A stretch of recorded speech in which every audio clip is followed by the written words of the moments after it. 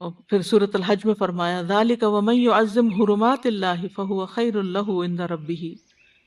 جو کوئی اللہ کی حرمتوں کی تعظیم کرے تو وہ اس کے لیے اس کے رب کے ہاں بہتر ہے۔ تو اس طرح یعنی کیا یہ کیسے ممکن ہے؟ نیک عمل کر کے، نافرمانیوں سے بچ کے، انسان اپنی تربیت بھی کرے، اپنے اہل و عیال کی بھی کرے، اور اس طرح وہ اللہ کے شاعر کی تعظیم کرتا ہے اور اللہ کی حدود کی حفاظت کرتا ہے۔ پھر یہ کہ ان 10 دنوں کو غنیمت جانے، ان میں نیک عمل کر کے اطاعت اور بھلائیوں کا زیادہ راہ اختیار کیا جائے، اور یہ یاد رکھا جائے کہ یہ دن سال میں بار بار نہیں آتے، یہ موقع نکل گیا تو معلوم نہیں اگلے سال دنیا میں ہوں گے بھی یا نہیں۔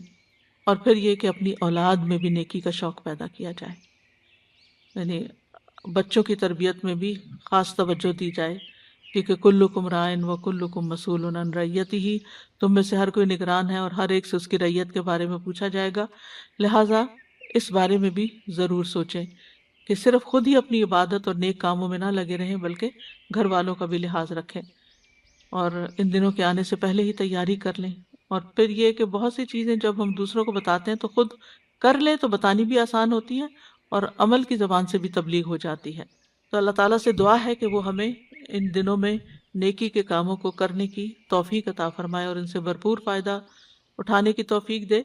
صالح المنجد کی کتاب تھی 170 نیک اعمال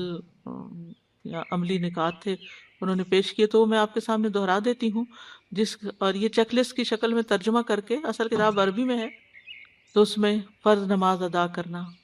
نفل روزے یعنی عشرے میں ویسے بھی نفل روزے، خاص طور پر عرفہ کا روزہ، صدقہ کرنا، لا الہ الا اللہ پڑھنا، سبحان اللہ کہنا، الحمدللہ کہنا، اللہ اکبر کہنا، لا حول ولا قوت الا باللہ کا ورد کرنا، مؤذن کے ساتھ اذان کا جواب دینا،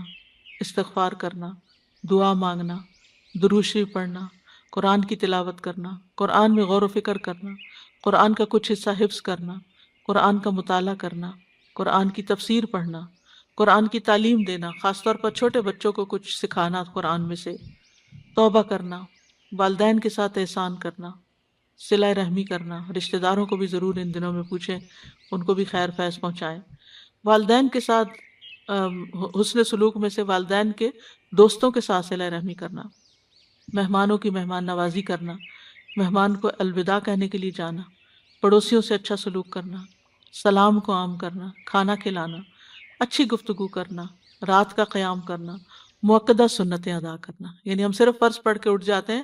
تو ان دنوں میں اپنی عادت ڈالیں، 10 دن اگر ہم انشاءاللہ سنت مؤکدہ بھی پڑھیں گے،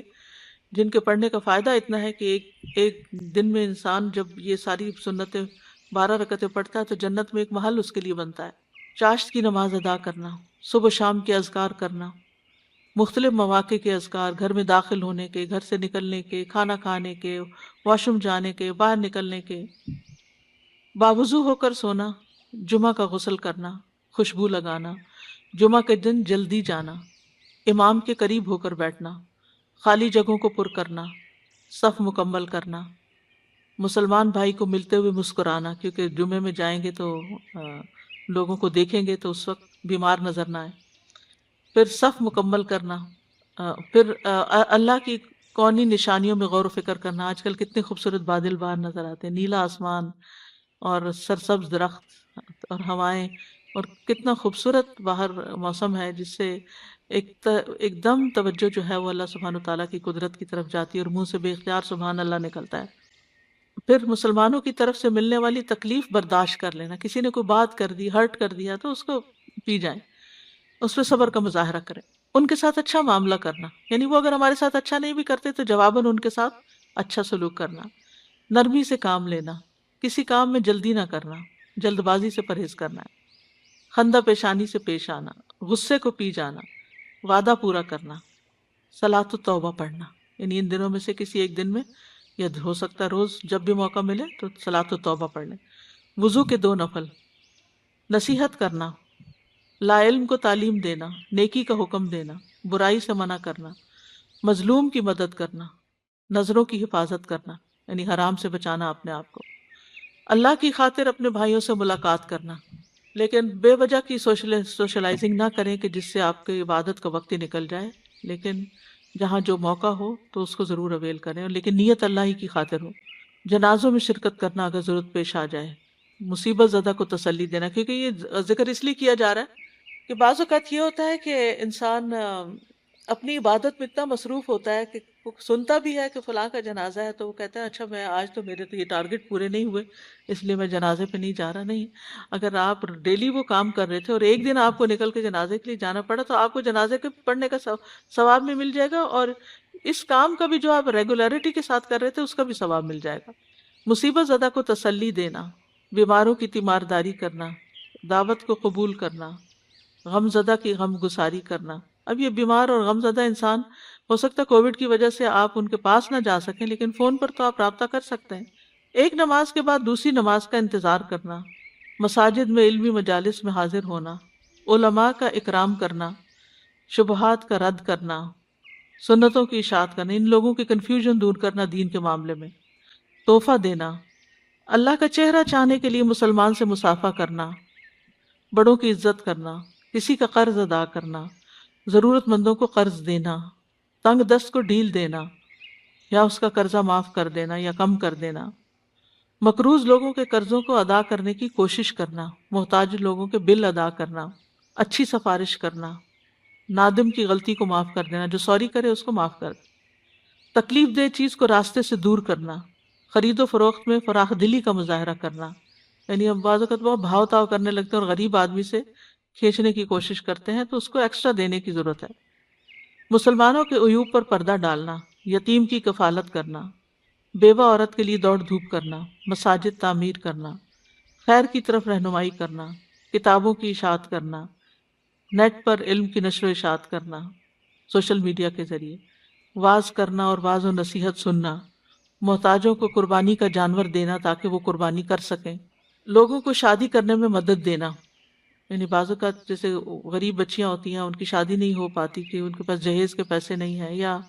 مہمانوں کو انٹرٹین کرنے کے، تو اس میں بھی مدد کرنا. دو جھگڑے ہوئوں کے درمیان صلح کروانا، نیک لوگوں کی صحبت اختیار کرنا،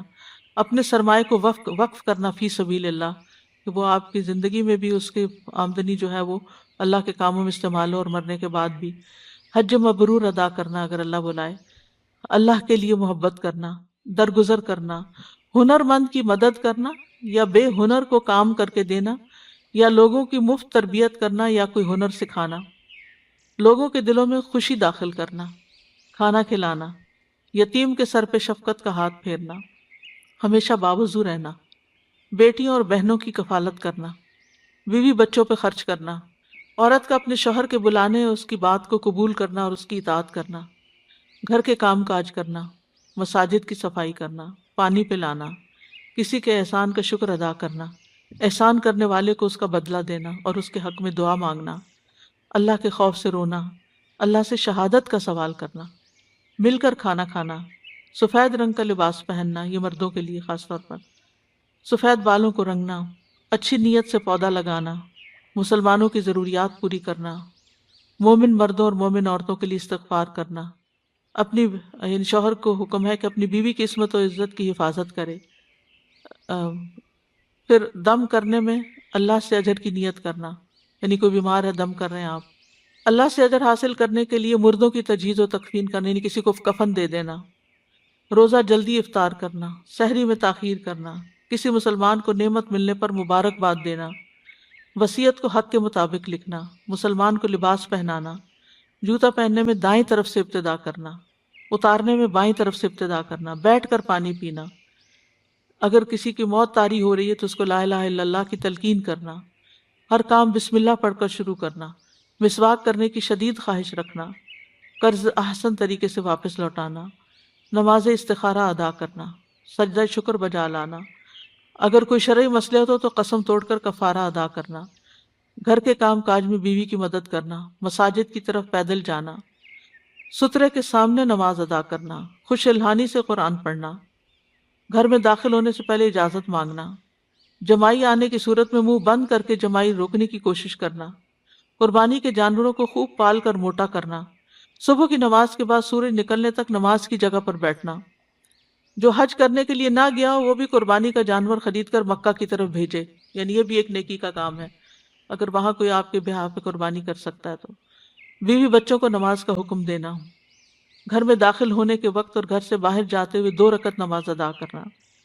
تہجد کے لیے نیند سے بیدار ہو کر ہاتھوں کو چہرے پر ملنا اور سورۃ آل عمران کی آخری آیات کی تلاوت کرنا،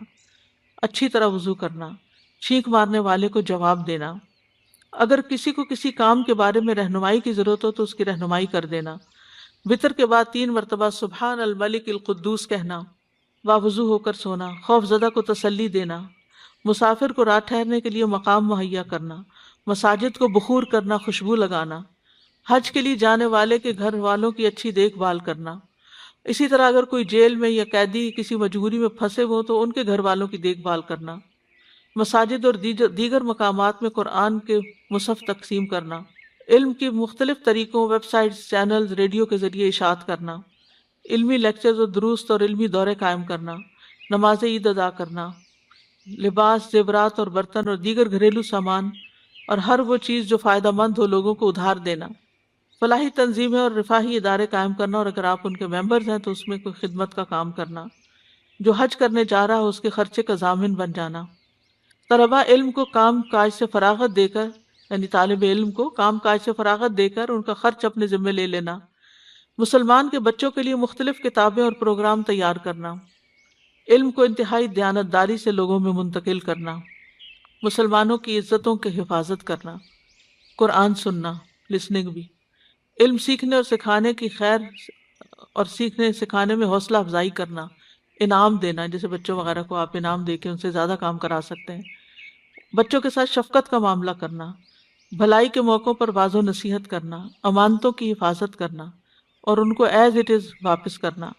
اللہ سے اجر لینے کی نیت سے بیماروں کا علاج کرنا، یعنی کوئی ڈاکٹر ہے یا ویسے کسی کو کوئی انسان نسخہ بتا سکتا ہے، جانوروں اور پرندوں کے ساتھ احسان کا معاملہ کرنا، تو یہ کچھ نیکی کے کام ہیں جن کا ریمائنڈر دیا گیا ہے۔ اگر شعوری طور پر ان دنوں میں ہم کرتے ہیں تو اللہ تعالیٰ سے امید رکھتے ہیں کہ وہ ہمیں ذی الحجہ کے بعد بھی انشاءاللہ ان نیک کاموں کی توفیق عطا فرمائے گا۔ وآخر دعوانا ان الحمد للہ رب العالمین، سبحانک اللہم و بحمدک، اشہد ان لا الہ الا انت، استغفرک و اتوب الیک۔ السلام علیکم ورحمۃ اللہ وبرکاتہ۔